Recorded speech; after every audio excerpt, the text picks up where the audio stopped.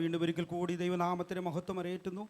അതിൽ അല്പനിമിഷം ദൈവസന്നിധിയിലായിരിക്കുമ്പോൾ പരിശുദ്ധാത്മാവ് നമ്മളോട് ഹൃദ്യമായി ഇടപെടേണ്ടതിന്, ദൈവത്തിൻ്റെ ആത്മാവിൽ ഹല്ലേലൂയ കർത്താവിൻ്റെ ദാസൻ ശുശ്രൂഷിക്കേണ്ടതിന് അല്ലെങ്കിൽ എല്ലാവരും വളരെ പ്രാർത്ഥനയോടുകൂടി ആയിരിക്കാം. വചന ശുശ്രൂഷയ്ക്ക് വേണ്ടി കർത്താവിൻ്റെ ദാസനെ ക്ഷണിച്ചുകൊണ്ട് ഞാൻ ലോകത്തിൻ താങ്ങുകൾ നീങ്ങിപ്പോയിടുമ്പോൾ ലോകക്കാരെല്ലാരും കൈവെടിഞ്ഞിടുമ്പോൾ, ലോകത്തിൻ താങ്ങുകൾ നീങ്ങിപ്പോയിടുമ്പോൾ ലോകക്കാരെല്ലാരും കൈവെടിഞ്ഞിടുമ്പോൾ, സ്വന്ത സഹോദര തള്ളിക്കളയുമ്പോൾ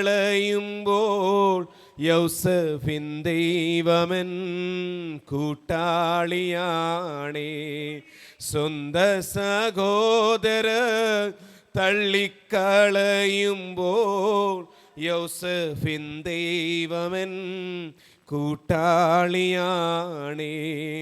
ക്രിസ്തീയ ജീവിതം സൗഭാഗ്യ ജീവിതം, കർത്താവിൻ കുഞ്ഞുങ്ങൾ കാനന്നദായകം.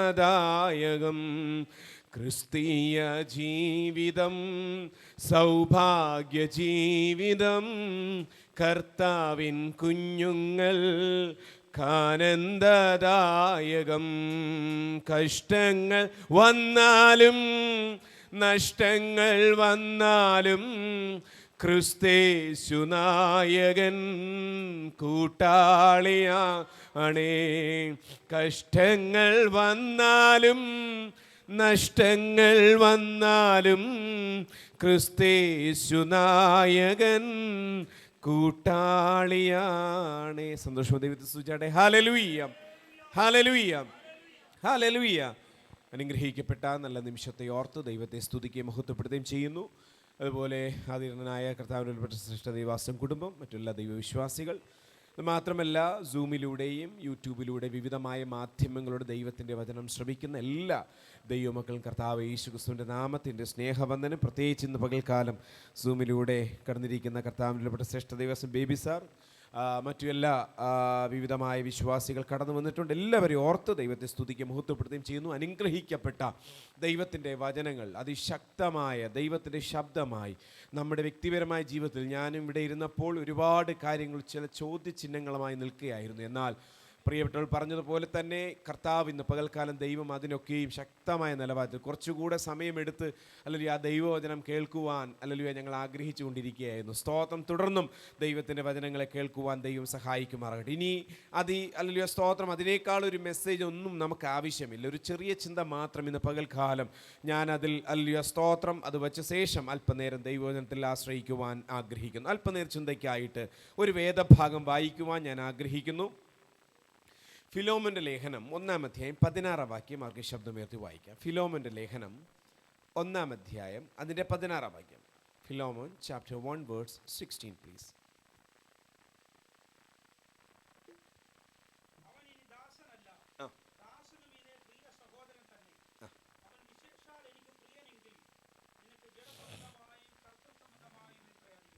Price the Lord. അനുഗ്രഹിക്കപ്പെട്ട ഒരു വേദഭാഗമാണ് നമ്മൾ വായിച്ച് കേൾക്കുവാനിടയായി തീർന്നത്. നമ്മൾ പ്രത്യേകിച്ച് അല്ലെങ്കിൽ സ്തോത്രം അനുഗ്രഹിക്കപ്പെട്ട ദൈവത്തിൻ്റെ വചനം കേട്ടുവല്ലോ. ആ ദൈവവചനത്തിൻ്റെ ചില അല്ലെങ്കിൽ സ്തോത്രം കാര്യങ്ങൾ ഇന്നത്തെ ശുശ്രൂഷയുടെ വളരെ അല്ലെങ്കിൽ സ്തോത്രം എൻ്റെ ദൈവവചന ധ്യാനത്തിൻ്റെ ഒരു കാതലായ ഒരു ഭാഗമാണ്. നിശ്ചയമായിട്ട് അത് നമ്മുടെ അല്ലെങ്കിൽ തുറന്നുള്ള സമയങ്ങൾ നമ്മൾ ചിന്തിക്കുവാൻ ഞാൻ ആഗ്രഹിക്കുന്നു.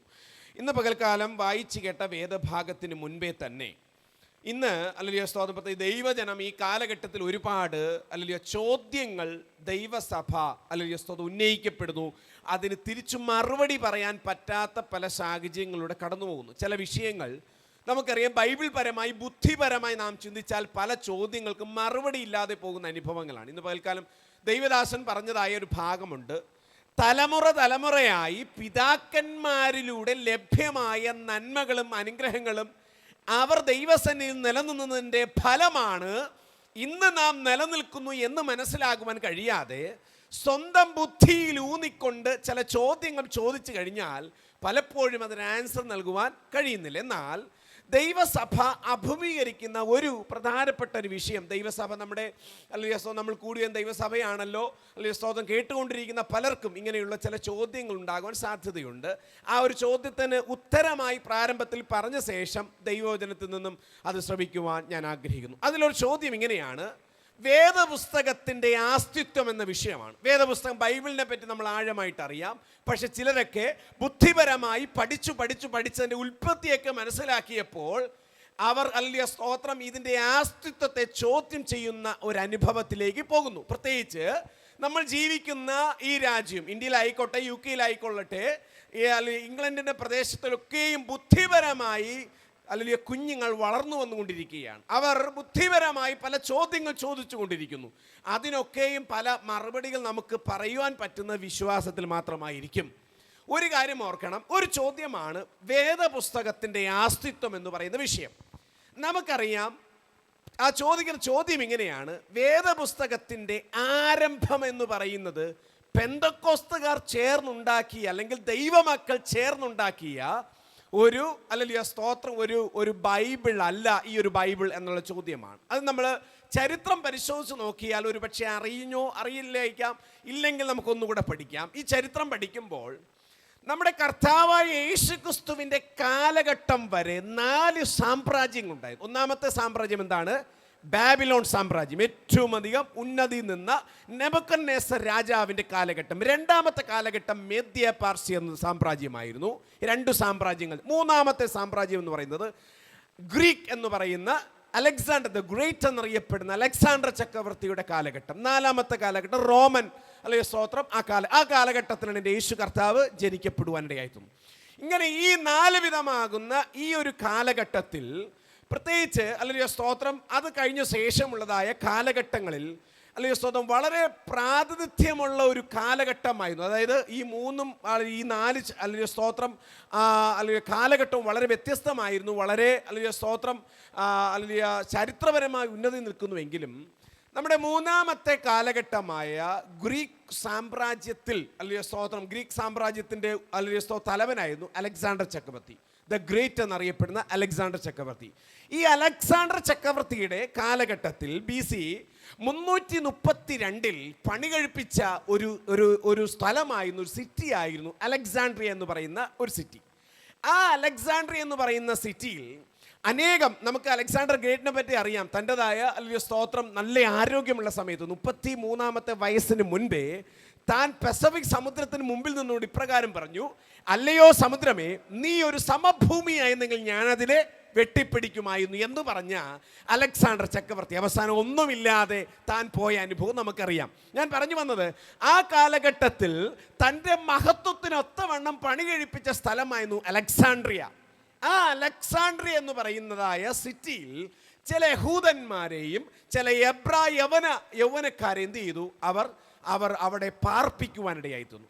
ആ പാർപ്പിച്ചിരുന്നതായ ആ ഒരു കാലഘട്ടത്തിൽ നമുക്കറിയാം 285 മുതൽ BC 285 മുതൽ 247 വരെ ഭരിച്ചിരുന്ന ഒരു രാജാവായിരുന്നു അല്ലെങ്കിൽ സ്തോത്രം ടോളമി ഫിലാദൽഫിയസ് എന്ന് പറയുന്ന ഒരു രാജാവ്.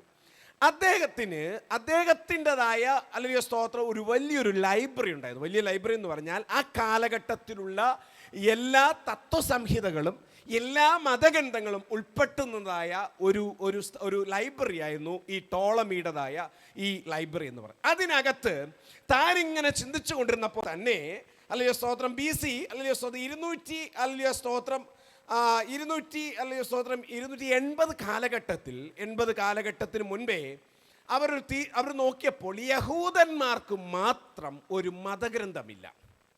ശ്രദ്ധയോടെ കേൾക്കണമേ, യഹൂദന്മാർക്ക് മാത്രം മതഗ്രന്ഥമില്ല.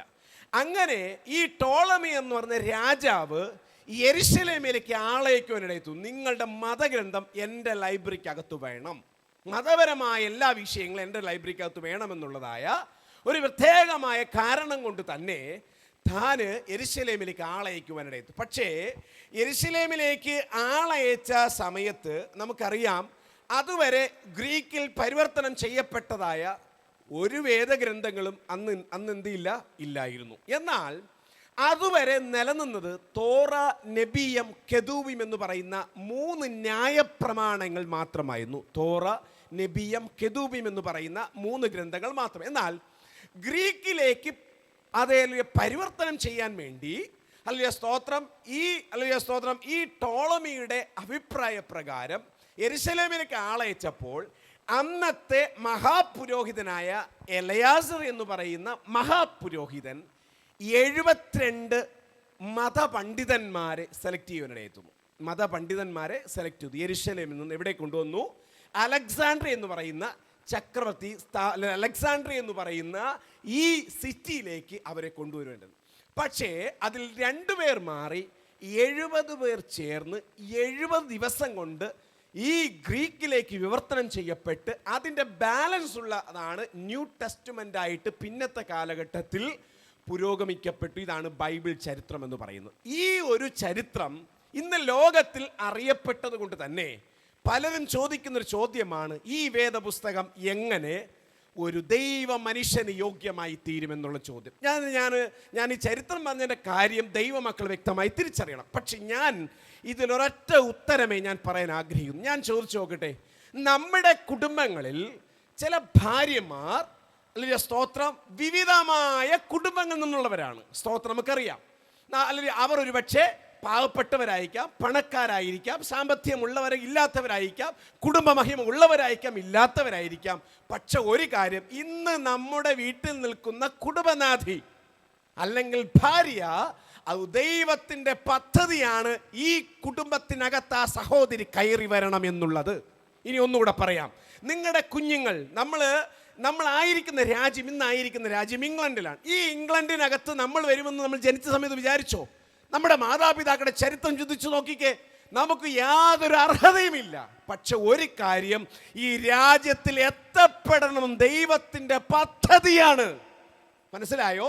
ഒന്നുകൂടെ പറയാം അല്ലേ? സ്തോത്രം. അതിന് തത്തുല്യമായൊരു കാര്യം കൂടെ പറഞ്ഞ് എൻ്റെ വചനത്തിലേക്ക് തിരിയുവാൻ ആഗ്രഹിക്കും. ഒരു കാര്യം ഓർക്കണം, നമുക്കറിയാം 2019 അല്ലെങ്കിൽ സ്തോത്രം മലയാള മനോരമ അല്ലെങ്കിൽ സ്തോത്രം ഒരു വാർത്ത പുറപ്പെടുവിക്കാനിടയായി തീർന്നു. ബൈബിളിൽ പറയുന്ന ഹല്ലേലൂയ സ്തോത്രം ഇസ്രായേൽ ജനം കടന്നു വന്നതായ ചെങ്കടലിനകത്ത് വലിയൊരു പാത കണ്ടുപിടിക്കപ്പെട്ടു. പക്ഷേ അതിലൊരു പ്രശ്നമെന്ന് പറഞ്ഞാൽ 35,000-ഓളം ദശലക്ഷ പഴക്കമുണ്ടെന്ന് ഫോസിൽ പഠനം കണ്ടെത്തി. അപ്പം ചിന്തിച്ചു നോക്കിക്കേ, നമ്മുടെ വേദപുസ്തക അടിസ്ഥാനം മോശയുടെ ചരിത്രം എത്ര വർഷമായുള്ളൂ? വെറും 6000 വർഷമേ ആയിട്ടുള്ളൂ.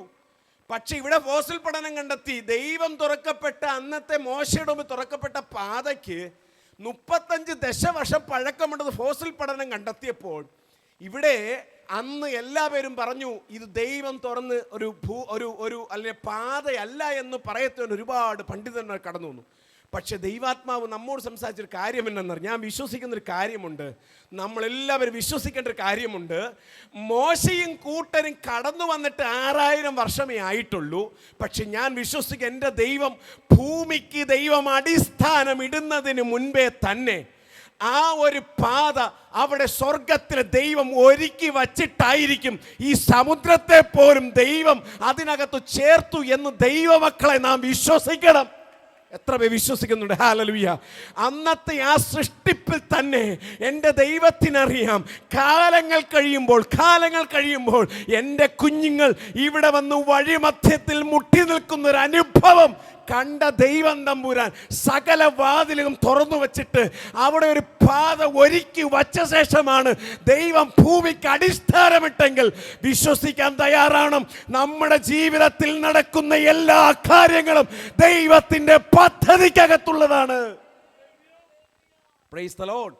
അങ്ങനെയാണെങ്കിൽ ഇന്ന് നമ്മളുടെ കുഞ്ഞുങ്ങൾ, നമ്മുടേതായ കുടുംബം, നമ്മുടെ ഭവനം, നാം വിശ്വസിക്കാനാവാത്ത നിലവാരങ്ങളുള്ള നന്മകൾ, ഇതെല്ലാം ഇന്ന് ദൈവദാസൻ പറഞ്ഞതുപോലെ ഇതെല്ലാ നന്മകളും നമ്മുടെ മുമ്പിൽ ഒരു പക്ഷേ പ്രതീക്ഷിക്കാത്ത നിമിഷമായിരിക്കാം.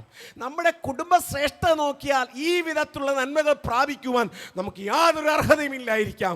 പക്ഷെ ഒരു കാര്യം ഓർക്കണം, ഈ സംവിധാനത്തിൽ നിങ്ങൾ വരണമെന്ന്, ഇന്നായിരിക്കുന്ന എല്ലാ സംവിധാനങ്ങളിലൂടെയും കടന്നു പോകണം ദൈവത്തിൻ്റെ പദ്ധതി ഉണ്ടെങ്കിൽ ഞാൻ വിശ്വസിക്കുന്നു ഇവിടെ പണ്ഡിതന്മാർ എഴുതി എന്നുള്ളതല്ല വിഷയം, അല്ലെങ്കിൽ ആരൊക്കെ ചേർന്ന് എഴുതപ്പെട്ടു എന്നുള്ളതല്ല വിഷയം, എവിടെ നിന്ന് ലഭിച്ചു എന്നുള്ള വിഷയം അങ്ങനെയല്ല വിഷയം. ഈ തിരുവചനം മുഴുവൻ ദൈവസഭയിൽ എത്തണമെന്ന് ദൈവത്തിന്റെ പദ്ധതിയുള്ളതാകയാൽ ഇത്രയും അധികം ദൈവത്തിന്റെ വചനം നമ്മുടെ ലഭ്യമാകുവാനിടയായി തീർന്നു. Price the Lord. ഹല്ലേലൂയ. എത്ര പേർ അതിന് മനസ്സിലാക്കാൻ പറ്റും?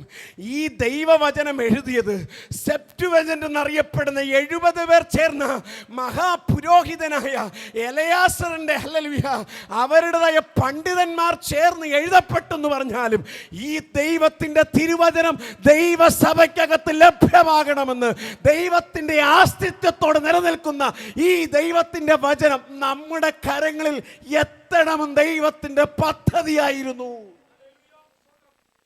മനസ്സിലായോ? ഇതിനെ വിശ്വാസത്താൽ മാത്രമേ നമുക്കിതിനെ കൈകാര്യം ചെയ്യാൻ പറ്റുള്ളൂ. ഈ ദൈവത്തിൻ്റെ വചനം വായിച്ചിട്ട് ഇന്നാരും നശിച്ചു പോയിട്ടില്ല. തലമുറകൾ നന്മകൾ പ്രാപിച്ചിട്ടേ ഉള്ളൂ. ഒരു പക്ഷെ ഒരു പരിധിവരെ ചില വേദനകളുടെയും ചില പ്രയാസത്തിലൂടെയും ചില കഷ്ടതകളുടെ കടന്നു പോയാലും ഇന്ന് പകൽ ദൈവദാസൻ പറഞ്ഞതുപോലെ ഇന്ന് അഭിമുഖീകരിച്ച ചില ചോദ്യം ഉന്നയിപ്പിക്കുവാൻ നീ മുൻപിൽ നിൽക്കണ്ട. കാലങ്ങൾ കഴിയുമ്പോൾ കാലം തങ്ങളോട് പറയും, എന്തിനാ ഈ പ്രയാസത്തിലൂടെ നിന്നെ ഞാൻ കടത്തിവിട്ടത്. Price the Lord. എന്നും ഒരേപോലെ പോകുവാനല്ല, ചില അല്ലെങ്കിൽ കുഴികൾ പോലെയുള്ള ഗർത്തങ്ങൾ പോലെയുള്ള അനുഭവത്തിനകത്തിറങ്ങുമ്പോൾ അവിടെയും വന്ന് പ്രവർത്തിക്കുന്ന ദൈവത്തിൻ്റെ കൃപ നാം അനുഭവിച്ചറിയുവാനിടയായിത്തീരും. ഒരു കാര്യം കൂടെ ഓർക്കണം, ദൈവത്തിൻ്റെ സ്നേഹത്തെ ചോദ്യം ചെയ്യുന്ന രീതിയിൽ നമ്മുടെ ജീവിതത്തെ പോയാൽ ഓർക്കണം, നമ്മുടെ വ്യക്തിപരമായ ജീവിതത്തിൽ ഒറ്റപ്പെടുന്ന ചില സാഹചര്യങ്ങൾ കടന്നു വരും. കുടുംബം നമുക്ക് സഹായിക്കുവാൻ കഴിയാത്ത ചില മേഖലകൾ കടന്നു വരും. വ്യക്തിപരമായ ജീവിതത്തിൽ നിനക്കുണ്ടെന്ന് പറയുന്ന പല കാര്യങ്ങൾ നിന്നെ നഷ്ടപ്പെട്ട് ആരും അറിയാതെ ആർക്കും നിന്നെ സഹായിക്കുവാൻ കഴിയാത്ത ഒരു കാലഘട്ടം കടന്നു വരും. അല്ലെങ്കിൽ ഒരു കാര്യം ഇസ്മായേൽ ഒരിക്കലും ചിന്തിച്ചില്ല, ഈ അബ്രഹാമിൻ്റെ ഭവനത്ത് വിട്ട് പുറത്തേക്ക് മരുഭൂമിയിലേക്ക് ഒരു യാത്ര ചിന്തിച്ചില്ല. പക്ഷെ എൻ്റെ ദൈവത്തിൻ്റെ പദ്ധതിക്കകത്ത് ഒരു മരുഭൂമി ഒരുക്കി വെച്ചതിന് കാരണം എന്നാന്നറിയാമോ? ദൈവത്തിന്റെ മഹത്വം ആ മരുഭൂമിക്കകത്ത് നിന്നോട് സംസാരിക്കുവാനുണ്ട്. ആ ഒറ്റപ്പെടുന്ന സാഹചര്യത്തിലും ദൈവത്തിൻ്റെ സ്നേഹം അറിയണമെങ്കിൽ ഈ കാലഘട്ടത്തിൽ നിന്ന് പകൽക്കാലം കേൾക്കപ്പെട്ട വചനത്തിനു മുമ്പാകെ കപ്പാ ഒരു ജ്ഞാനമുള്ളൊരു ഹൃദയം എൻ്റെ മേൽ പകരണമേ എന്നുള്ള പ്രാർത്ഥനയോടായിരിക്കുവാൻ ദൈവം നമ്മെക്കുറിച്ച് ആഗ്രഹിക്കുന്നു. ഹല്ലേലൂയ. ദൈവവചന ധ്യാനത്തിലേക്ക് നാം ഇന്ന് പകൽക്കാലം ചിന്തിക്കുവാൻ ഞാൻ ആഗ്രഹിക്കുന്നു. പ്രത്യേകിച്ച് ഇന്ന് പകൽക്കാലം വായിച്ചു കേട്ട വേദഭാഗം ഫിലോമോൻ്റെ ലേഖനമാണ്. അല്ല, പൊതുവേ ഈ ദൈവവചനത്തിൽ നമ്മൾ പൊതുവെ അല്ലെങ്കിൽ സ്തോത്രം ഈ ദൈവത്തിൽ നിന്നും ധ്യാനങ്ങൾ കൂടുതൽ കേൾക്കാറില്ല. അഥവാ കേട്ടാൽ തന്നെ പലപ്പോഴും അതിൻ്റെ ആഴം നമ്മൾ മനസ്സിലാക്കാറില്ല. ഈ ഫിലോമോൻ്റെ ലേഖനത്തിൽ പറയുന്ന ഭാഗം 1 അധ്യായം 16 വാക്യം വായിച്ചേ.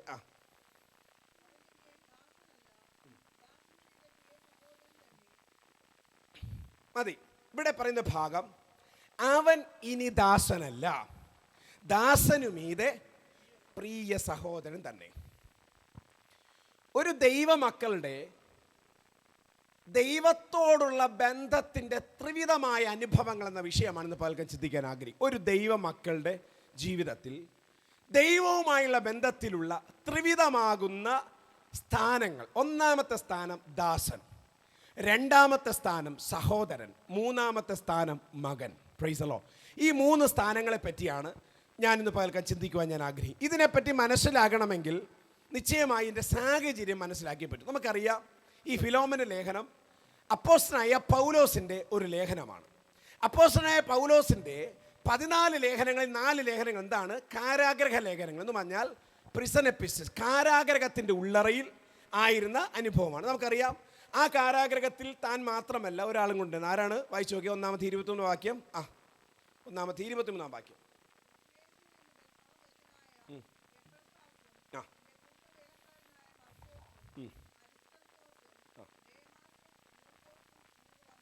ഇവിടെ പറയുന്നത് തൻ്റെ സഖ അല്ലെങ്കിൽ സ്തോത്രം കൂടെ താൻ താമസിക്കുക, അതായത് കാരാഗ്രഹവാസം അനുഭവിച്ച എപ്പോപ്രാസും കൂടെയായിരുന്നു. താൻ രണ്ടുപേർ ചേർന്നാണ് ആ കാരാഗ്രഹത്തുണ്ടായിരുന്നു എന്ന് വേദപുസ്തകത്തിൽ പറയുന്നു. ഇവിടെ ശ്രദ്ധയോടെ കേൾക്കണമേ. ഇനി സാഹചര്യം, ഇതിൻ്റെ ചരിത്രം മനസ്സിലാക്കിയാലേ നമുക്കിത് മനസ്സിലാവും എന്താണ് ഈ വാക്യത്തിൻ്റെ അർത്ഥമെന്ന് മനസ്സിലാവും. ഇതിൽ അല്ലയോ സ്തോത്രം, ഇവിടെ ഉദ്ദേശിക്കുന്നൊരു ഭാഗം അപ്പോസ്തലനായ പൗലോസ് കാരാഗ്രഹത്തിൻ്റെ ഉള്ളറയിൽ വെച്ച് എഴുതുന്ന ലെറ്ററാണ്. ഇതെൻ്റെ സാഹചര്യം എന്ന് പറഞ്ഞാൽ അല്ലയോ സ്തോത്രം, കൊലോസ്യ പട്ടണത്തിലെ ധനികനായ ഒരു വ്യക്തിയായിരുന്നു സ്തോത്രം ഈ ഫിലോമോൻ എന്ന് പറയുന്ന വ്യക്തി. കൊലോസ്യ പട്ടണത്തിലെ വലിയ ധനവാനായ ഒരു മനുഷ്യനായിരുന്നു. എന്നാൽ അല്ലയോ സ്തോത്രം, ആ ഒരു കാലഘട്ടത്തിൽ സ്തോത്രം തനിക്ക് ഒത്തിരി അടിമകളുണ്ടായിരുന്നു, ഒത്തിരി സമ്പത്തുണ്ടായിരുന്നു, പല കാര്യങ്ങളുണ്ടായിരുന്നു. നമുക്കറിയാം, ഈ അടിമകൾ ലഭ്യമാകുന്നത് സ്വയമായി ഉണ്ടാക്കുന്നതല്ല. അടിമകൾ പലരിൽ നിന്നും മേടിക്കുന്നതാണ് അടിമകൾ. അങ്ങനെയുള്ള കുറേ അടിമകൾ ആ കാലഘട്ടത്തിൽ, ഇന്നത്തെ കാലഘട്ടത്തിൽ നമ്മുടെ ഭവനങ്ങളിൽ ഭൂമിയും വസ്തുവകകളും മറ്റു അല്ലയോ സ്തോത്രം വാഹനങ്ങളുടെയും മറ്റുതൊക്കെയാണ് നമ്മളെ ധനികനായി ഉയർത്തുന്നുവെങ്കിൽ, ആ കാലഘട്ടത്തിൽ ധനികന്മാരെന്ന് പറയുന്നത് കൂടുതൽ ആടുമാടുകളും പറവജാതികളും അടിമകൾ എത്രയായിരുന്നു എന്നുള്ളതൊക്കെയാണ് അവരുടെ കുടുംബ മഹിമ എന്ന് പറയുന്നത്. സാമ്പത്തികത എത്രത്തോളം ഉന്നതിയുണ്ടോ അത്രത്തോളം അടിമകൾ എന്ത് ചെയ്യാം, മേടിക്കാൻ പറ്റും. അങ്ങനെ മേടിച്ച ഒരടിമയാണ് ഒനോസിമോസ് എന്ന് പറയുന്ന വ്യക്തി. ഒനോസിമോസ് എന്നാൽ അങ്ങനെ അല്ലേ സ്വതം വളരെ സന്തോഷത്തോടെ അടിമയാണെങ്കിലും നല്ല രീതിയിൽ ആഹാരമൊക്കെ ലഭ്യമായി അടിമത്വത്തിൽ നിന്നുകൊണ്ട് തന്നെ നിന്ന ഒരു കാലഘട്ടത്തിൽ ഒരു ദിവസം ഒനോസിമോസിന് തോന്നുകയാണ്, അല്ലേ സ്തോത്രം, എനിക്ക് ഈ ഭവനത്തിൽ എന്ത് ചെയ്യണം, രക്ഷപ്പെടണം. അങ്ങനെ ഒരു കാലഘട്ടത്തിൽ ഒരു ദിവസം താൻ ഇങ്ങനെ നോക്കിയപ്പോൾ അതിനകത്ത് വിലപിടിപ്പെട്ടുള്ള ചില സാധനങ്ങളുമായിട്ട് താൻ എന്ത് ചെയ്യണം, ഒരു ദിവസം രാത്രി, ശ്രദ്ധയോടെ കേൾക്കണം, ഒരു ദിവസം രാത്രി എല്ലാ അവിടെയുള്ള വിലപിടിപ്പുള്ള ചില സാധനങ്ങളുമായിട്ട് ഈ ഒനോസിമോസ് അല്ലെ വേറൊരു രാജ്യത്തിന്, വേറൊരു സ്ഥലത്തേക്ക് താൻ ഓടുവാനിടയായിരുന്നു.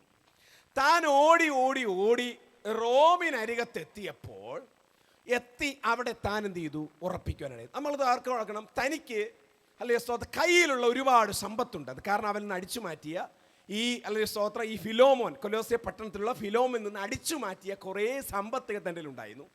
അതുകൊണ്ട് ഈ സമ്പത്തുള്ളത് കൊണ്ട് താൻ എന്ത് ചെയ്തു, ആ സമ്പത്തിൻ്റെ പ്രൗഢിയിൽ നിന്നുകൊണ്ട് പലതും കൂട്ടുകാരെ മേക്കിയാനിടയത്തും. ഈ ഒനോസിമോസ് ഒത്തിരി കൂട്ടുകാരൊക്കെ എന്ത് ചെയ്തു, മേക്ക്. നമുക്കറിയാം, സാമ്പത്തികം ഉണ്ടെങ്കിൽ കുറേ കൂട്ടുകാരുണ്ടല്ലേ, ഇല്ലാത്തപ്പോഴോ ഒന്നുമില്ല. ഇതുപോലെ സാമ്പത്തികമുള്ളപ്പോൾ തന്നോടുകൂടെ ഒരുപാട് കൂട്ടുകാർ, എല്ലാ സംഭവം ഉണ്ട്. വെള്ളമടിക്കാനായാലും അല്ലെ സ്വതം മറ്റു എല്ലാവിധമാകുന്ന ദൈവത്തിന് ഹിതമില്ലാത്ത എല്ലാ പ്രവർത്തനങ്ങളും ചെയ്യുവാൻ ഒരുപാട് കൂട്ടുകാരുണ്ടായി. അങ്ങനെ കുറേ ദിവസം നല്ല അടിച്ച് പൊളിച്ച് നന്നായി ഈ ഒനോസിമോസ് പോകുവാനിടയെത്തുന്നു. അങ്ങനെ കുറേ ദിവസം പോയിക്കൊണ്ടിരുന്നപ്പോൾ താൻ ഇങ്ങനെ കുറേ ദിവസം തൻ്റെ കയ്യിലുള്ള സമ്പത്തുകളൊക്കെ കുറഞ്ഞു വരുവാൻ്റെ തനിക്ക് മുൻപോട്ട് പോയപ്പോൾ തനിക്ക് മനസ്സിലായി തൻ്റെ കയ്യിലുള്ള പണം എന്ത് ചെയ്യാണ്, നഷ്ടപ്പെട്ടുകൊണ്ടിരിക്കുക. പക്ഷേ ആ പണത്തിൻ്റെ പ്രൗഢിയിൽ നിന്നുകൊണ്ട് തനിക്ക് മനസ്സിലായില്ല തൻ്റെ നഷ്ടങ്ങൾ, തൻ്റെതായ കയ്യിലുള്ളത് സേവ് ചെയ്യണമെന്ന് തനിക്കറിയത്തില്ല. താൻ പിന്നെ എന്ത് ചെയ്തു, മുൻപോട്ട്. കുറേ കാലങ്ങൾ കഴിഞ്ഞപ്പോൾ കൂട്ടുകാരൊത്തിരി വർദ്ധിച്ചു. അല്ലെങ്കിൽ എല്ലാവിധമാകുന്ന ക്രിയകളും വിക്രിയകളും ലീലക്രിയകളൊക്കെ ചെയ്ത് എന്ത് ചെയ്തു, ആർമാദിച്ച് ജീവിച്ചിരുന്ന കാലഘട്ടത്തിൽ കുറച്ച് കഴിഞ്ഞപ്പോൾ സാമ്പത്തികം മുഴുവൻ നഷ്ടപ്പെട്ടു. മുടിയനായ പുത്രനെ പോലെ തൻ്റെ ജീവിതത്തിൽ സകലതും നഷ്ടപ്പെട്ടു. താൻ നഷ്ടപ്പെട്ട് അങ്ങനെ ഇരിക്കുമ്പോൾ താൻ ചിന്തിക്കുവാനായിരുന്നു, തൻ്റെ യജമാനനായ അടിമയായിരുന്ന കൊലോസ്യ പട്ടണത്തിലുള്ളതായ ഫിലോമോൻ്റെ ഭവനത്തിലായിരുന്നപ്പോൾ തനിക്ക് ആവശ്യമുള്ള ആഹാരം കിട്ടി. പക്ഷേ ഇപ്പോൾ ആഹാരത്തിന് പോലും നിവൃത്തിയില്ലാത്തൊരു കാലഘട്ടം. അങ്ങനെ വളരെ ഭയത്തോടെ വളരെ കുറേ കൂടെ കഴിഞ്ഞു. തനിക്കൊരു സ്ഥലത്ത് ജോലി കിട്ടത്തില്ല. താൻ അവസാനം വിചാരിച്ചു ജോലി ചെയ്യാം, പക്ഷെ പറ്റത്തില്ല. കാരണം എന്തെന്നറിയാമോ, എന്തുകൊണ്ടാണെന്നറിയാമോ? അടിമയാകുന്ന ഒരു വ്യക്തിയുടെ പ്രത്യേകത, ചെവിയിൽ ചില സീല് വെച്ച് ഓട്ടയിടും. ഈ ഓട്ടയെന്ന് പറഞ്ഞാൽ എല്ലാവർക്കും ഒരുപോലുള്ള ഓട്ടയല്ല. അത് ഏത് യജമാനൻ്റെ ഹിതപ്രകാരമുള്ള ഗവൺമെൻറ് നൽകിയ ഒരു സീലുണ്ട്. ആ സീലിൻ്റെ ആകൃതി പ്രകാരമുള്ള ഒരു ഓട്ട ഇവിടെ ഇടും. എന്ന് പറഞ്ഞാൽ കൊലോസ്യ പട്ടണത്തിലുള്ള ഫിലോമോൻ്റെ അടിമയാണെന്ന് ആർക്ക് കണ്ടാലും മനസ്സിലാക്കാൻ പറ്റും ഒരു പരിധി വരെ. ഞാൻ പറഞ്ഞു വന്നത്, അങ്ങനെ ആയത് തനിക്ക് ജോലി ചെയ്യാനും പറ്റുന്നില്ല. അവസാനം താൻ ജോലി ചെയ്യാനും പറ്റുന്നില്ല, ആഹാരത്തിൽ ബുദ്ധിമുട്ടി, കൂട്ടുകാരും എല്ലാം പോയി. കുഞ്ഞുങ്ങളെല്ലാം കേട്ടുകൊണ്ടിരിക്കണം. ഇങ്ങനെ കുറേ നേരം കുറേ ദിവസമൊക്കെ കടന്നുപോയി. പിന്നെ എന്ത് ചെയ്തു, ചെറിയ സംഭവങ്ങളൊക്കെ അല്ലെങ്കിൽ സ്വതം എങ്ങനെ തനിക്ക് ആഹാരം കിട്ടണമെന്ന് ആഗ്രഹിച്ചു. അപ്പുറത്തുള്ള പലതും മോഷ്ടിച്ചു തുടങ്ങി. ചെറിയ ചെറിയ മരിച്ചിനിയും ചെറിയ ചെറിയ സംഭവങ്ങളൊക്കെ എന്ത് ചെയ്തു? അന്നത്തെ ആ കാലഘട്ടത്തിൽ നമുക്ക് നമ്മുടെ നാട്ടിലെ മരിച്ചിനിയൊക്കെ എന്ത് ചെയ്യും? വിളകൾ പോയി, അല്ലെങ്കിൽ ചിലരൊക്കെ എന്ത് ചെയ്യും? തേങ്ങയിലൊക്കെ കരിക്കൊക്കെ ഇട്ട് ഇങ്ങനെയൊക്കെ പല പരിപാടി. ഇതുപോലെ അവരുടെ രാജ്യത്തിലുള്ളതായ ആ റോമൻ അല്ലെങ്കിൽ സ്തോത്രം ജനഹൃദയങ്ങളുള്ളതായ ആ കാലഘട്ടത്തിലുള്ള പല കാര്യങ്ങളും ചെറുതായി മോഷ്ടിക്കാൻ ആരംഭിച്ചു. തനിക്ക് വേറെ നിർവാഹമില്ല, ആരോഗ്യമുണ്ട്, പക്ഷെ വേറെ നിർവാഹമില്ല. ഒന്നുകിൽ എന്ത് ചെയ്യണം? താൻ പിടിക്കപ്പെട്ട് കഴിഞ്ഞാൽ കൊന്നുകളയും. കാരണം അന്നത്തെ നിയമം അനുസരിച്ച് അടിമ പുറത്തു പോയി തിരികെ പിടിച്ചു കഴിഞ്ഞാൽ കൊല്ലണം. അവൻ്റെ മുമ്പിൽ മരണം മാത്രമേ ഉള്ളൂ. ഇനി ഒരിക്കലും ഈ ഫിലോമൻ എന്ത് ചെയ്യത്തില്ല? തിരിച്ചെടുക്കത്തില്ല. അവനെ കൊല്ലാനേ പറയത്തുള്ളൂ. അപ്പോൾ ഈ കൊല്ലുമ്പോൾ ആ രാജ്യത്തിലുള്ള നിയമത്തിൽ നിൽക്കുന്ന ആ രാജ്യം ഈ അടിമയുടെ പൈസ ഫിലോമന് കൊടുത്താൽ മതി. മനസ്സിലായോ? ആ പിടിച്ചു കഴിഞ്ഞാൽ രാജ്യനിയമം പിടിച്ച് അവന് തിരിച്ചു കൊടുക്കണ്ട, അവനെ കൊന്നു കളഞ്ഞിട്ട് അതിന് തത്തുല്യമായ പൈസ രാജ്യം അവന് കൊടുക്കണം, ആ മുതലാളികൾ. അതാ അവിടുത്തെ നിയമം എന്ന് പറയുന്നത്. എന്ന് പറഞ്ഞാൽ അവൻ്റെ മുമ്പിൽ മരണം മാത്രമേ ഉള്ളൂ. അങ്ങനെ നിന്നപ്പോൾ ഒരു ദിവസം താൻ ചിന്തിച്ചു, രാത്രിയിൽ ഒരു നല്ല ധനികനായ ഒരു മനുഷ്യൻ്റെ ഭവനത്തിൽ കയറി മോഷ്ടിക്കാൻ ആരംഭിച്ചു. അങ്ങനെ ചിന്തിച്ചു, പ്ലാനിങ് ഇട്ടു. രാത്രി 1 മണിയായി. അങ്ങനെ വളരെ ആഴമായി ചിന്തിക്കുകയാണ്. 2-3 ദിവസങ്ങളൊക്കെ നോക്കി. നമുക്കറിയാമല്ലോ, നാടുകളിൽ മോഷണം നടത്തുമ്പോൾ ഒരുപാട് ദിവസങ്ങൾ എന്ത് ചെയ്യും? വീക്ഷിക്കും. അങ്ങനെ ഒരുപാട് ദിവസങ്ങൾ വീക്ഷിച്ചു. കുടുംബക്കാരെപ്പോഴും ഉറങ്ങുന്നു മനസ്സിലായി. അങ്ങനെ മനസ്സിലാക്കി. രാത്രി 1 മണിയായപ്പോൾ മനസ്സിലായി അവിടെയുള്ള എല്ലാവരും ഉറങ്ങി. താൻ പെട്ടെന്ന് എന്നെ 2 കൂട്ടുകാരും ചേർന്ന് മോഷ്ടിക്കാൻ വേണ്ടി ആ ഭവനത്തിലേക്ക് കയറിപ്പോയി. അപ്പോൾ തന്നെ പറഞ്ഞു, കൂട്ടുകാരെല്ലാവരും പറഞ്ഞു, ഞങ്ങളെല്ലാം ഇവിടെ നിൽക്കാം, നീ ചെന്ന് എന്ത് ചെയ്യണം? ഒന്ന് മോഷ്ടിച്ചിട്ട് വരണം. താൻ വളരെ സന്തോഷത്തോടെ, തനിക്കെല്ലാം മോഷ്ടിക്കാൻ അറിയാമല്ലോ, നേരത്തെ എക്സ്പീരിയൻസ് ഉണ്ടല്ലോ. അങ്ങനെ അകത്ത് പോയി എന്ത് ചെയ്തു? ചില സാധനങ്ങളെല്ലാം മോഷ്ടിച്ച് തിരികെ വരുന്ന സമയത്ത് താൻ അറിയാതെ തൻ്റെ കയ്യിലുള്ളതായ സ്തോത്രം കൈ തട്ടി പ്രത്യേകമായ സൗണ്ട് ഉണ്ടായി. യജമാനൻ പെട്ടെന്ന് ആ മുതലാളി എഴുന്നേൽക്കുവാനിടയിൽ. എല്ലാവർക്കും മനസ്സിലായി. വിളക്കുകളെല്ലാം കത്തിച്ചു. കൂടെയുള്ളവർ മനസ്സിലായി, പെട്ടുപോയി. അവരെന്ത് ചെയ്തു? ഓടുവാനിടയായി തീർന്നു. അവർ കൂടെ ഉണ്ടായെന്നെല്ലാം തള്ളിക്കളഞ്ഞു. ആ സമയത്ത് അവനെ പിടിച്ച് റോമിലുള്ള കാരാഗ്രഹത്തിൻ്റെ മുൻപിൽ, അന്നത്തെ നിയമത്തിന് മുമ്പിൽ കൊണ്ടുവരുവാനിടയായി തീർന്നു. ഓർക്കണം, തൻ്റെ മുമ്പിൽ ഇനിയൊരു മരണശിക്ഷ മാത്രമേ ഉള്ളൂ. ശ്രദ്ധിക്കണം, തനിക്ക് കൂടെ ഉണ്ടായിരുന്ന കൂട്ടുകാരെ കൂടെ കാണുമെന്ന് വിചാരിച്ചു. പക്ഷേ ഒരു അബദ്ധത്തിൽ പെട്ടും എന്ത് ചെയ്തു? വിട്ടുകളഞ്ഞു. ഇത് തന്നെയാണ് എല്ലാ ഇന്ന് ലോകത്തിൽ അങ്ങനെയാണ്. കൂടെ ചിലരെന്ത് ചെയ്യും? അങ്ങ് കൂടെ നിൽക്കാൻ എന്ത് ചെയ്യും? കൂടെ കാണും ചിലരൊക്കെ. ഇങ്ങനെ ചെയ്യരുത്, അങ്ങനെ ചെയ്യരുത്, അങ്ങനെ ചെയ്ത അബദ്ധമാണ്, ഇങ്ങനെ ചെയ്യുന്നൊക്കെ എന്ത് കൂടെ പറയാൻ കാണും. പക്ഷെ ഒരു അബദ്ധങ്ങൾ വരുമ്പോൾ, ജീവിതത്തിൽ പ്രയാസം വരും, ആരും കാണും. എന്തിനേറെ ദൈവമക്കൾ പോലും, ദൈവദാസന്മാർ പോലും ദൈവത്തിന് ഹിതമില്ലാത്ത വാക്കുകൾ പറഞ്ഞ്, പ്രവചനങ്ങൾ പോലും കള്ളത്തരങ്ങൾ പറഞ്ഞ് കുടുംബങ്ങളെയും കുടുംബ ബന്ധങ്ങളെയും തകർക്കുന്ന പല അനുഭവങ്ങൾക്കായിരുന്നു. പക്ഷേ ജീവിതത്തിൽ ഒരു ഒറ്റപ്പെടുന്ന അനുഭവം കടന്നു വന്നാൽ ഒരു മനുഷ്യനും കൂടെ കാണത്തില്ല. അന്നുവരെ പണം മേടിച്ചവർ, സാമ്പത്തികത്തിലും ഉന്നതി നിൽക്കുന്ന പലരും തള്ളിക്കളയും. എൻ്റെ ദൈവം മാത്രമേ കാണത്തുള്ളൂ. ആ സാഹചര്യം തൻ്റെ മുമ്പിൽ കടന്നു വരുവാനിടയായിരുന്നു. അങ്ങനെ അല്ലെങ്കിൽ സ്തോത്രം തനിക്ക് മോഷണ കുറ്റം മുഖാന്തരം താൻ എന്ത് ചെയ്തു? തന്നെ പിടിക്കപ്പെട്ട് കാരാഗ്രഹത്തിട്ടു. ഇനിയാണ് തൻ്റെ മുമ്പിലുള്ളതായ എല്ലാ കാര്യങ്ങളും. കാരണം ഫിലോമോൻ തന്നോടൊന്ന് പറയുകയാണ്, ഈ കാരാഗ്രഹത്തിലെ പ്രമാണിയോട് പറയുകയാണ്, ഇവനെ കൊല്ലാൻ പറഞ്ഞ കൊല്ലും. അപ്പോൾ അത്രയും അധികം പ്രയാസത്തിലിരിക്കുന്ന ഫിലോമൻ്റെ മുമ്പിൽ മരണം മാത്രം കാത്തിരിക്കുന്ന കാരാഗ്രഹ ജീവിതം.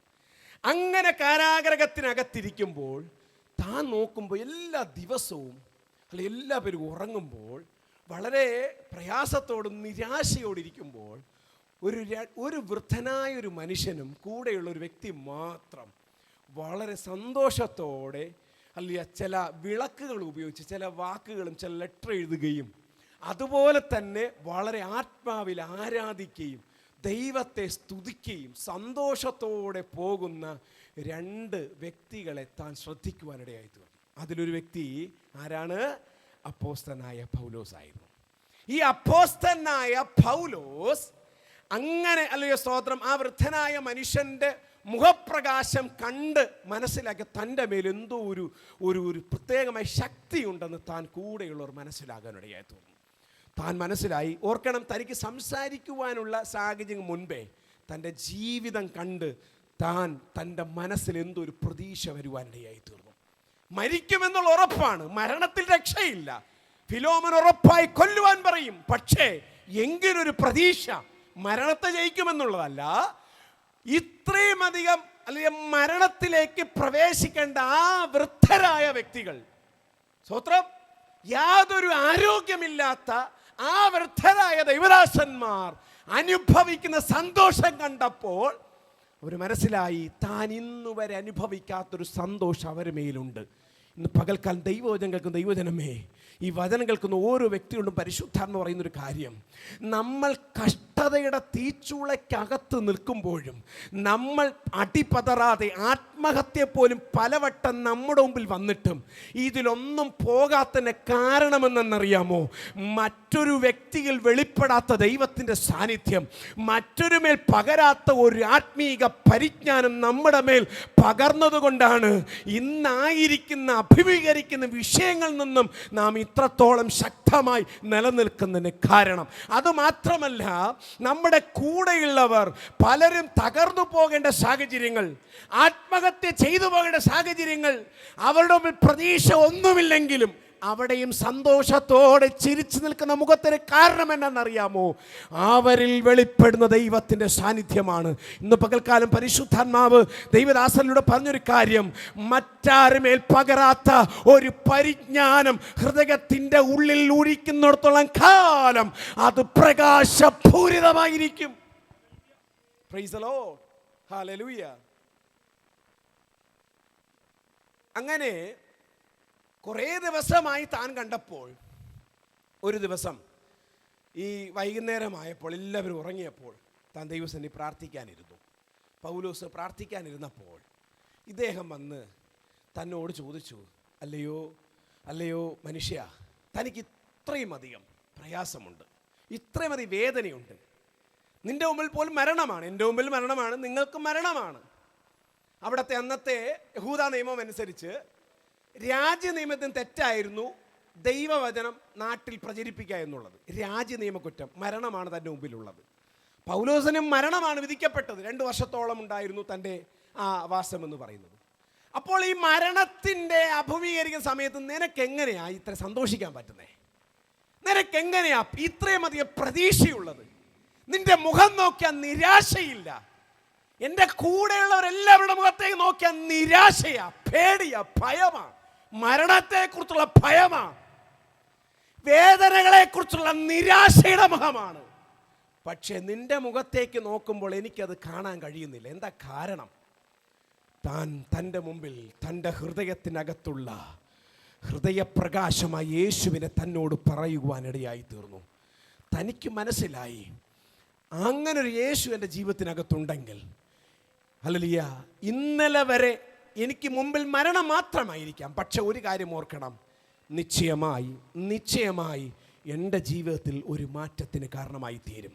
ഇത്രയും അധികം പ്രയാസ ബുദ്ധിമുട്ടിനിടയിൽ ഒനോസിമോൻ എൻ്റെ യേശുവിനെ കാണുവാനിടയായി തീർന്നു. അപ്പോസ്തലനായ പൗലോസ് കർത്താവ് യേശുക്രിസ്തു സ്വന്തം രക്ഷിതാവായി സ്വീകരിക്കുവാൻ അതിനു വേണ്ടുന്ന കാര്യങ്ങളെല്ലാം പറഞ്ഞു കൊടുത്ത് തന്നെ യേശു കർത്താവിൽ രക്ഷിക്കപ്പെട്ട് അവൻ ദൈവസന്നിധിയിൽ സമർപ്പിതനാകുന്നതിനിടയായിത്തീർന്നു. അവൻ്റെ ജീവിതത്തിൽ ഇന്നലെ വരെ എങ്ങനെയെങ്കിലും എനിക്ക് മരിക്കണമെന്ന് തോന്നി, അതായത് മുൻപിൽ മരണം മാത്രമുള്ളതുകൊണ്ട് എത്രയും വേഗം മുൻപിൽ മരിക്കണമെന്ന് തോന്നിയിരുന്ന ഒനോസിമോസിന്റെ ഹൃദയത്തിനകത്ത് പ്രകാശം തട്ടി എനിക്ക് ജീവിക്കണം,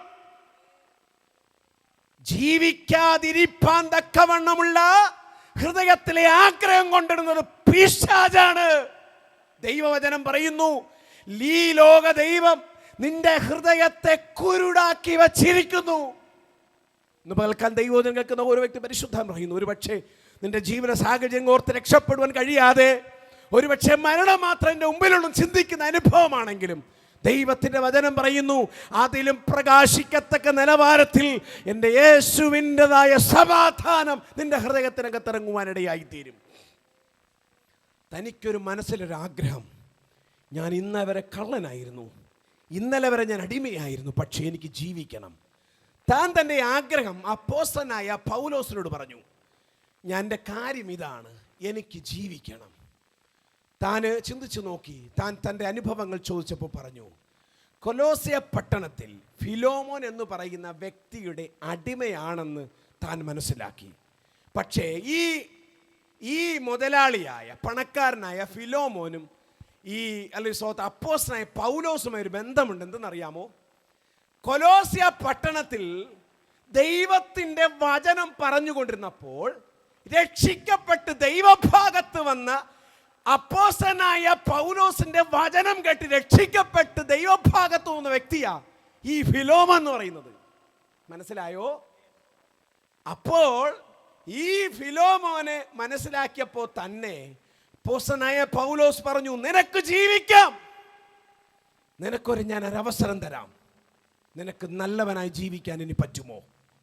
അങ്ങനെ മനസ്സിൽ പറഞ്ഞു, ഇവിടെ നിന്നും രക്ഷപ്പെടുത്തുവാൻ കഴിയുന്ന ഒരേ ഒരു വ്യക്തി ഈ വ്യക്തിക്ക് മാത്രമേ ഉള്ളൂ. നിന്റെ ഈ മോഷണ കുറ്റമായോണ്ട് ചെറുതായി നിന്നെന്ത് ചെയ്യും, ഇവിടെ നിന്ന് പറഞ്ഞു വിടും. പക്ഷേ അവിടത്തെ നിന്നെ രക്ഷയില്ല, കാരണം അവിടുത്തെ ഗവൺമെൻറ് നിന്നെ കൊല്ലാൻ വിധിക്കുള്ളൂ. പക്ഷെ ഒരു കാര്യം, നിനക്ക് ഒരു അവസരം തരാണ്, ഞാനൊരു ലെറ്റർ തരാം, എന്നിട്ട് ഈ ലെറ്ററുമായിട്ട് അവൻ്റെ കൈ കൊടുക്കാൻ പറഞ്ഞു. അങ്ങനെ പറഞ്ഞ ആ അല്ലെങ്കിൽ സ്തോത്രം കാരാഗ്രഹത്തിൻ്റെ ഉള്ളറയിൽ വെച്ച് എഴുതപ്പെട്ട ഈ ലെറ്ററാണ്, ഈ ഒരു കത്താണ്, അതോറിറ്റി ലെറ്ററാണ് ഈ ഫിലോമോന്റെ ലേഖനം. എല്ലാവർക്കും മനസ്സിലായോ? Hello hello hello okay. അപ്പോൾ ഇങ്ങനെ മനസ്സിലാക്കുമ്പോൾ നമ്മൾ ഓർക്കണം, അവിടെ പറയുന്ന ചില ഭാഗമാണ് ഇന്ന് പകൽക്കാലം വായിച്ചു. ഇനി നമ്മൾ വായിച്ചാൽ മാത്രമേ നമുക്ക് ഈ വചനത്തിൻ്റെ ആഴം മനസ്സിലാക്കാൻ പറ്റത്തുള്ളൂ. നമ്മളിവിടെ ഹല്ലേലൂയ സ്തോത്രം, ഹല്ലേലൂയ സ്തോത്രം ഇവിടെ പറഞ്ഞതായ ഭാഗം ഒന്നുകൂടെ നമുക്കൊന്ന് വായിക്കാമോ? 16 മൈക്കിലൂടെ വായിക്കാൻ പറ്റുമോ? അവൻ ഇനി ദാസനല്ല, ദാസനുമീതെ പ്രിയ സഹോദരൻ തന്നെ. ദാസനുമീതെ പ്രിയ സഹോദരൻ തന്നെ. അവൻ വിശേഷാൽ എനിക്ക് പ്രിയനെങ്കിൽ നിനക്ക് ജഡസംബന്ധമായും കർത്തൃസംബന്ധമായും എത്ര അധികം. മതി. നമ്മൾ ഇവിടെ വായിച്ചു കേട്ട വേദഭാഗം നമ്മുടെ വിഷയം മറന്നു പോകരുത്. ഒരു ദൈവ കുടുംബത്തിനകത്ത് ത്രിവിധമായ സ്ഥാനപദവികൾ. ഒന്നാമത്തെ സ്ഥാനം എന്താണ്? അടിമ. രണ്ടാമത്തെ സ്ഥാനം സഹോദരൻ. മൂന്നാമത്തെ സ്ഥാനം മകൻ. ഞാൻ പറഞ്ഞു വന്ന സാഹചര്യം മറന്നു പോകരുത്. ഇവിടെ അപ്പോസ്തലനായ പൗലോസ് ഫിലോമോനോട് പറയുകയാണ്, നിനക്ക് ഇന്നലെ വരെ ഉപയോഗപ്രദമില്ലാത്തൊരു മനുഷ്യനാണ്, ഇന്നലെ വരെ മരണം മാത്രം വിധിക്കപ്പെടുവാൻ നീ കാത്തിരിക്കുന്നൊരു മനുഷ്യനാണ്. പക്ഷേ ഇന്ന് അവൻ ദൈവത്തെ അറിഞ്ഞു. ഇനി നിന്റെ ഭവനത്തിൽ വരുന്ന ദാസനായിട്ടല്ല, ഒരു പ്രിയ സഹോദരനായി അവൻ ഉൾക്കൊള്ളണം. ഇതിൻ്റെ അനുഭവം ഞാൻ പറഞ്ഞുതരാം. എന്താണ് ഇത് ദൈവമക്കളുടെ ബന്ധം ഞാൻ പറഞ്ഞുതരാം.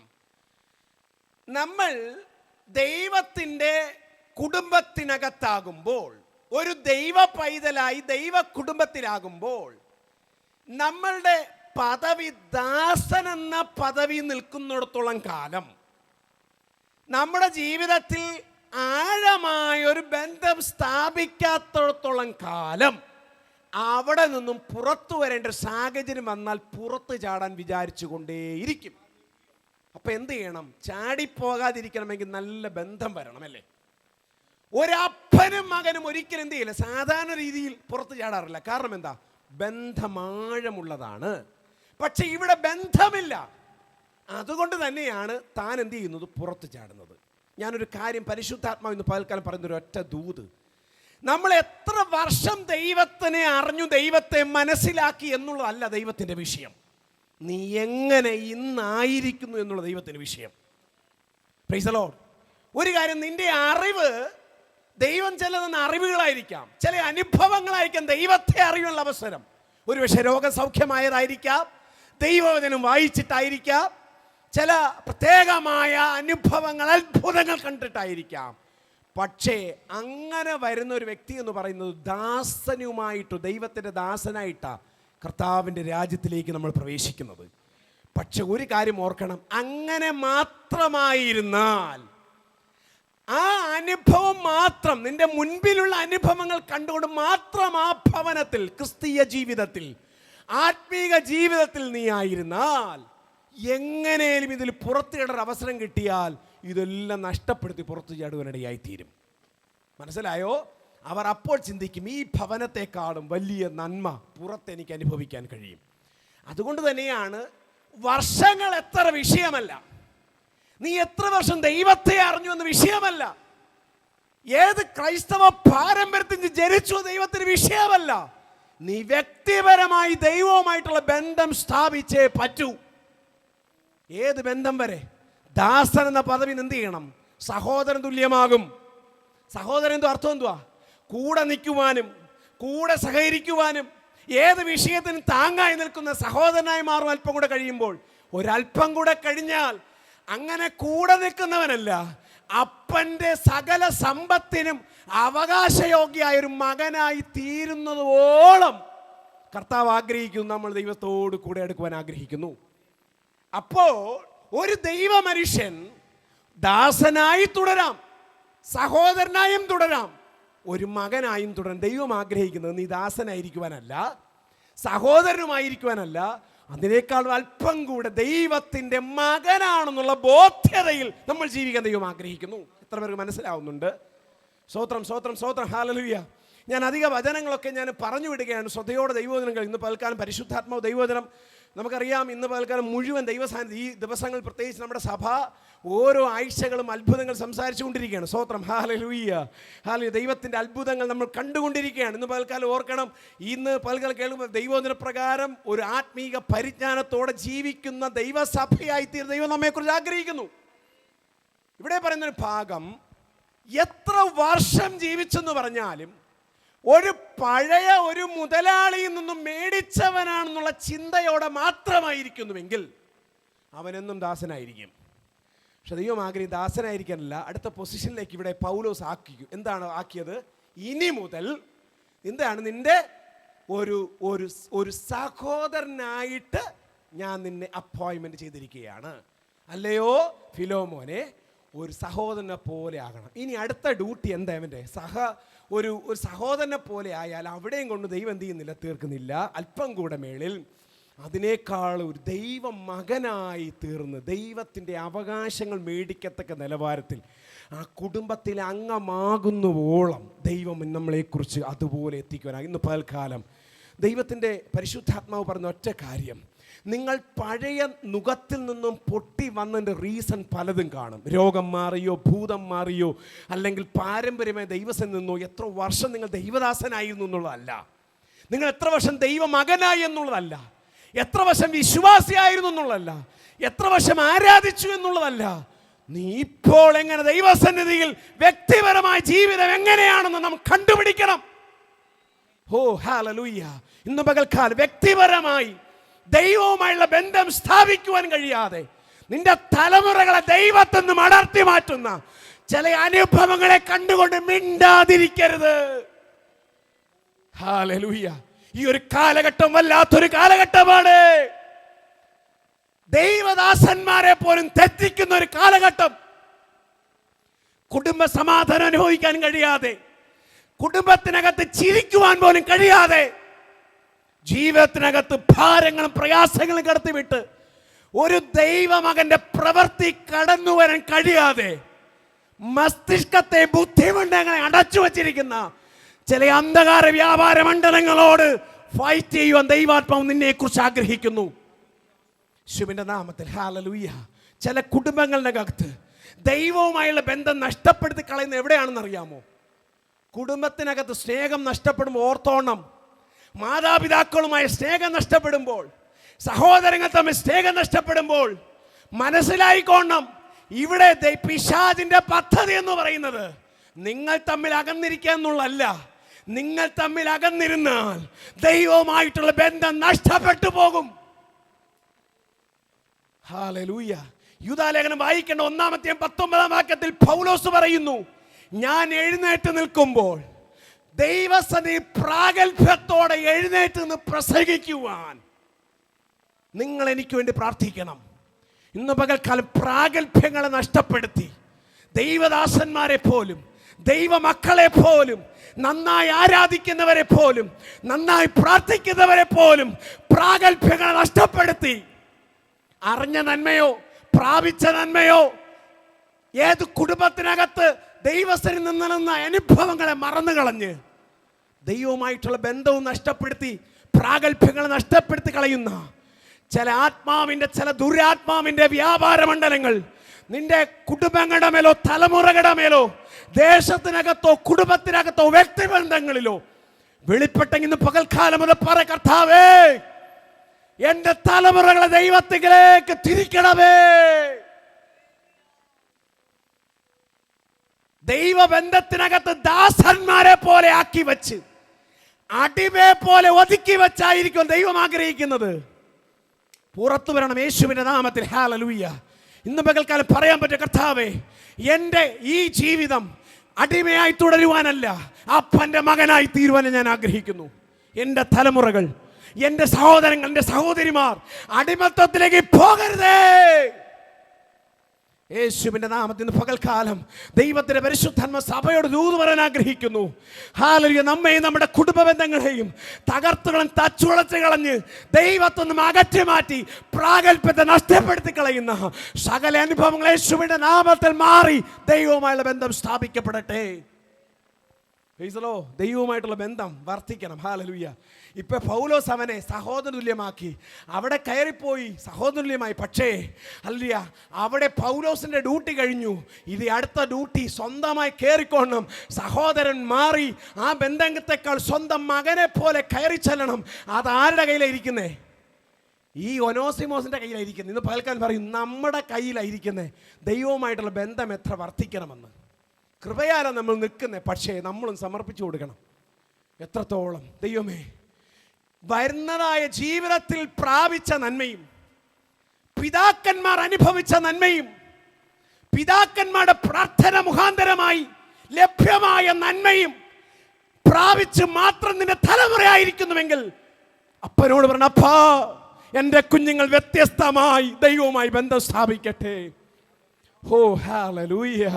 നമ്മുടെ പൂർവ്വപിതാക്കന്മാർ ദൈവത്തോട് നിലവിളിച്ച് ദൈവവുമായി ബന്ധം സ്ഥാപിച്ച് നമുക്ക് വേണ്ടി ദൈവസന്നിധിയിൽ പ്രാപിച്ചെടുത്തതായ നന്മ മാത്രമല്ല, ആ നന്മ ജീവിക്കുവാനല്ല, ആ നന്മ ഒരല്പം കഴിയുമ്പോൾ അകന്നു പോകും. ആ പേര് പക്ഷെ നഷ്ടപ്പെട്ടു പോകും. പക്ഷെ ദൈവവുമായി ഒരു ബന്ധം സ്ഥാപിച്ചാൽ ഒന്നും നഷ്ടപ്പെടത്തില്ല.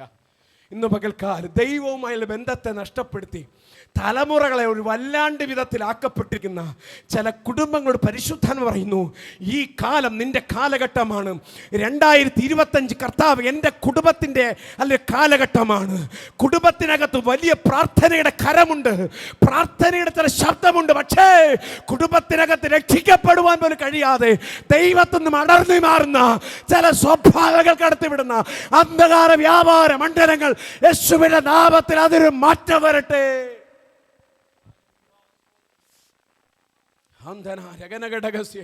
ഇന്ന് പകൽക്കാലം പറ, കർത്താവേ, ഈ തലമുറയുടെ മേൽ ദൈവവുമായുള്ള ബന്ധം വർദ്ധിക്കട്ടെ. നീ പലപ്പോഴും ദൈവത്തോട് പ്രാർത്ഥിക്കുന്നു, ഉപവസിക്കുന്ന കർത്താവേ, ഒരു ദൈവദാസനായിരിക്കുവാൻ പലപ്പോഴും ആഗ്രഹിച്ചു. ഒരു ദൈവദാസിയായിരിക്കുവാൻ ദൈവത്തെ ആരാധിക്കുവാൻ ആഗ്രഹിച്ചു. പക്ഷേ ദൈവവുമായുള്ള ബന്ധത്തിന് വേണ്ടി എത്ര നാൾ ഉപവസിച്ചു? ഓ ഹല്ലേലൂയ. ഇന്ന് അതിലല്ലേ തകർന്നിരിക്കുന്നേ, ഇന്ന് അതിലല്ലേ പരാജയപ്പെട്ടിരിക്കുന്നേ. കുടുംബ ബന്ധത്തിനകത്ത് ദൈവവുമായുള്ള ബന്ധം നഷ്ടപ്പെടുത്തി കളയുന്ന സകല അനുഭവം യേശുവിന്റെ നാമത്തിൽ തിരികെ വരട്ടെ. നമ്മൾ വിശ്വസിക്കണം, നമ്മുടെ കുടുംബത്തിലുള്ള ഓരോ വ്യക്തികളും ദൈവത്തിന്റെ ട്രാക്കിലേക്ക് കടന്നു വരട്ടെ. ചില പ്രാർത്ഥനകളുണ്ട്, ചില കണ്ണുനീരുകളുണ്ട്. വിശ്വസിക്കാൻ തയ്യാറാണ്. അപ്പാ, എൻ്റെ കണ്ണുനീർ വെറുതെ പോകത്തില്ല, എൻ്റെ യാതന വെറുതെ പോകത്തില്ല. കർത്താവേ, ആ തലമുറകളെ ദൈവം തിരിച്ചു കൊണ്ടുവരണമേ. ഒരു പരിധിവരെ മാതാപിതാക്കൾ ദൈവസന്നിധിയിൽ വിശ്വസ്തരല്ലാതെ പോകുന്നത് പലതിനും അതിന് കാരണമായി തീരും. ഇന്ന് പലപ്പോഴും കുഞ്ഞുങ്ങളുടെ മുമ്പിൽ ചില കള്ളങ്ങൾ കാണിക്കുമ്പോൾ, ചില മോശത്തരം കാണിക്കുമ്പോൾ, അരുതാത്ത് പറയുമ്പോൾ അവരനുവർത്തിച്ചു വരുന്നത് ഓർക്കണം, നിങ്ങൾ ദൈവവുമായുള്ള ബന്ധമാണ് നഷ്ടപ്പെടുത്തുന്നേ. നല്ല മാതൃകയോടെ ദൈവസന്നിധി ജീവിച്ചിട്ടും നീ തെറ്റിപ്പോയി കഴിഞ്ഞാൽ ദൈവത്തോട് നിലം പിടിച്ച് അതിലൊരു മറുപടി കിട്ടുവോളം പ്രാർത്ഥിക്കുക. കർത്താവേ, എൻ്റെ തലമുറകൾ ദൈവം എനിക്ക് നൽകപ്പെട്ടിട്ടുണ്ടെങ്കിൽ, എൻ്റെ സഹോദരങ്ങൾ ദൈവം എനിക്ക് നൽകപ്പെട്ടിട്ടുണ്ടെങ്കിൽ, യേശുവിൻ്റെ നാമത്തിൽ 2025 എൻ്റെ കർത്താവുമായുള്ള ബന്ധം പുതുക്കപ്പെടുവാനിടയായിത്തീരും. വിശ്വസിക്കുന്ന ആമേൻ പറഞ്ഞാട്ടെ. യേശുവിൻ്റെ നാമത്തിൽ ചില കുടുംബത്തിനകത്ത് ചില ബന്ധങ്ങൾ ദൈവവുമായിട്ടുള്ള ആത്മസമീപനം പ്രാപിക്കട്ടെ. ഹല്ലേലൂയ. അങ്ങനെ പ്രാപിച്ചാലുള്ള ഗുണങ്ങൾ ഞാൻ പെട്ടെന്ന് പറയാം. 10-ാം വാക്യം വായിച്ചേ. 1, അങ്ങനെ പൂർണ്ണമായി ക്രിസ്തുവിൽ ദൈവ അധിഷ്ഠിതമായ ജീവിതം കൽപ്പിച്ചു കഴിഞ്ഞാൽ 10ാമത്തെ വാക്യം വായിച്ചേ. ഒന്ന്, അവൻ ആത്മീകത്തിൽ ജനിച്ചവനായി പുറത്തു വരും. 2, 11ാമത്തെ വാക്യം.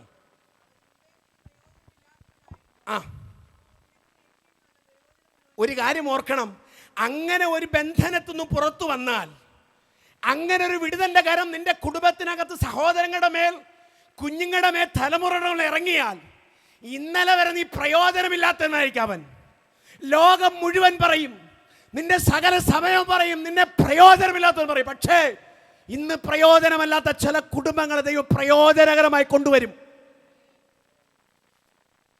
എങ്ങനെയെങ്കിലും അകന്നുപോയാൽ മതി ചിന്തിക്കുന്ന ചില വ്യക്തികളെ വിശ്വസിക്കാൻ കഴിയും. യേശുവിനെ വിശ്വസിച്ചുകൊണ്ട് ഈ ഒരു ദൂതനെ ഏറ്റെടുക്കാൻ പറ്റുമോ? എങ്ങനെ തകർന്നു പോയാൽ മതി,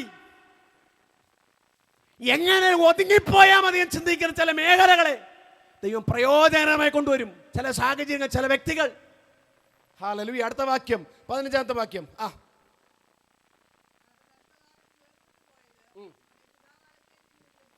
ഓർക്കണം, ദൈവസനി തിരിഞ്ഞു വന്നാൽ അല്പകാലം ദൈവത്തിൽ നിന്ന് അകന്നുപോയാലും അതിനേക്കാൾ വലിയ നന്മയ്ക്കായി ദൈവം തിരിച്ചു കൊണ്ടുവരും.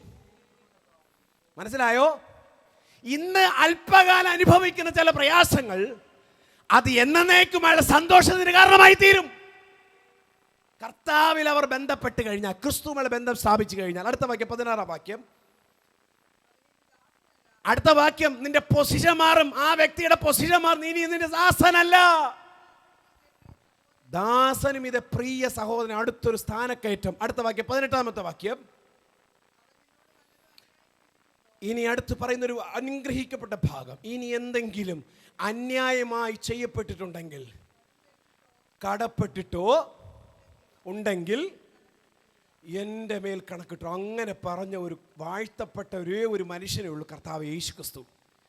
കാൽവരി ഗിരിമുകളിൽ അവൻ്റെ അവസാനത്തുള്ളി രക്തം വരെ പടയാളികൾ ഒരുത്തൻ കുന്തം കൊണ്ട് വിലാപ്പുറത്ത് കുത്തിയപ്പോൾ രക്തവും നീരുമായി പുറപ്പെട്ട് നമുക്ക് വേണ്ടി സകല പാപത്തിൻ്റെ, സകല ശാപത്തിൻ്റെ, സകല രോഗത്തിനു വേണ്ടി, ഹല്ലേലൂയ, സകലത്തിനു വേണ്ടി കടം വീട്ടി ഒരു മനുഷ്യനെ ആശ്രയിച്ചാൽ മാത്രം മതി.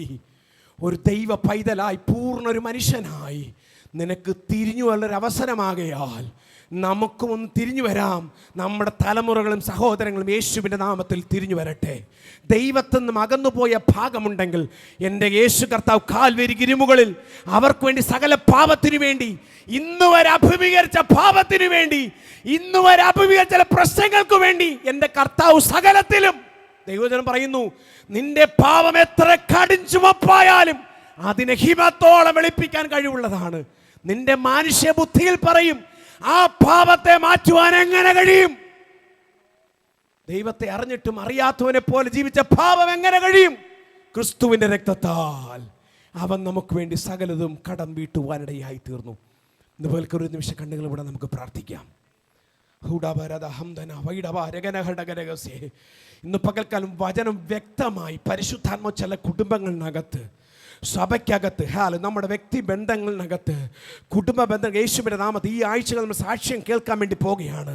സൂമിലൂടെയും യൂട്യൂബിലൂടെയും അതുപോലെ നമ്മുടെ സഭകൾക്കകത്തും ചില സഹോദരങ്ങൾ, സഹോദരിമാർ യേശുവിനെ കാണട്ടെ. യേശുവിൻ്റെ നാമത്തിൽ ദൈവത്തിൽ നിന്ന് അകന്നുപോയി ദൈവത്തെ അറിഞ്ഞിട്ട് നന്നായി അറിയുവാനുള്ള അവസരം ഉണ്ടായിട്ടും അങ്ങനെയുള്ള കുടുംബത്തിൽ ജനിക്കപ്പെട്ടുവെങ്കിലും ഇന്ന് ദൈവത്തിൽ നിന്നും അകന്നുപോയി സാഹചര്യങ്ങൾ കൊണ്ട് ഒതുക്കപ്പെട്ട് ഇങ്ങനൊരു ദൈവം പോലും ഇല്ല എന്നുള്ള ചിന്തിക്കുന്ന നിലവാരത്തിൽ ദൈവത്തെ പ്രാർത്ഥിക്കുന്നു, നിലവിളിക്കുന്നു എങ്കിൽ തന്നെയും ഇന്നും ദൈവത്തെ സംശയാസ്പദമായി ചിന്തയോടെ ആയിരിക്കുന്ന ചില കുടുംബങ്ങളിൽ ഈ ദൈവത്തിൻ്റെ വചനം ഇറങ്ങിച്ചെന്നാൽ അവരെ വിമോചനപ്പെടുത്തി ഈ 2025 കർത്താവേ എൻ്റെ കുടുംബ ദൈവം തിരിച്ചു തരും. എൻ്റെ സഹോദരങ്ങൾ ദൈവം തിരിച്ചു തരും. എൻ്റെ സഹോദരിമാർ യേശുവിനെ അറിയും. എൻ്റെ ഹല്ലേലൂയ തലമുറകൾ പ്രാർത്ഥിച്ച് നിലവിളിച്ച് പ്രാപിച്ച നന്മകൾ പ്രാപിച്ച തലമുറകൾ ദൈവത്തിൽ നിന്ന് അകന്നു പോയെങ്കിൽ അപ്പാ അവർ തിരിച്ചു വരും. ഈ വചനപ്രകാരം വിശ്വസിക്കാൻ തയ്യാറാകുക.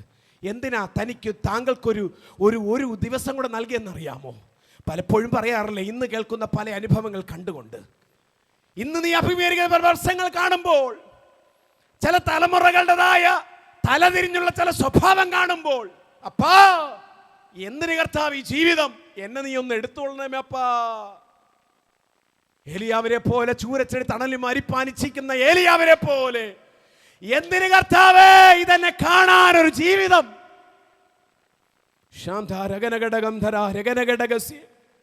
അങ്ങനെ ഒരു ചിന്തിക്കുന്ന അനുഭവമാണെങ്കിൽ പ്രിയപ്പെട്ട മാതാവേ, പിതാവേ, പരിശുദ്ധാത്മ പറയുന്നു, താങ്കളെ ഇന്നാക്കി വച്ചിരിക്കുന്നത് കഴിഞ്ഞ നാളുകളിൽ താങ്കളുടെ പ്രാർത്ഥനയും കണ്ണുനീരുമാണ് ആ കുടുംബത്തെ നിലനിർത്തിയെങ്കിൽ ദൈവാത്മാവ് പറയുന്നു, നിന്റെ കണ്ണാലെ തന്നെ വിശ്വസിക്കാൻ തയ്യാറാവുള്ളൂ. യേശുവിന്റെ receive the name of Jesus.